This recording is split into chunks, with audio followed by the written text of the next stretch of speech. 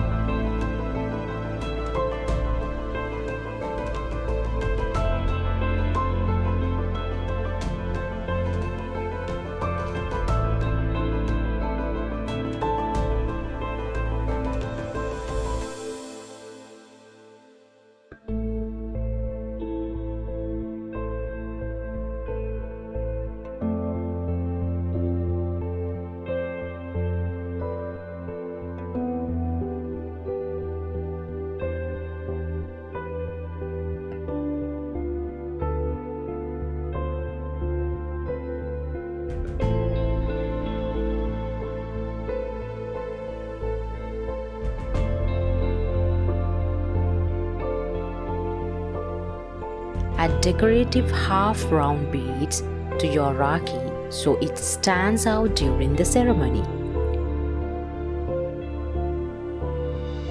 Finish your Rakhi with a colorful ribbon that matches your decorations. We appreciate every single comment that our subscribers give us.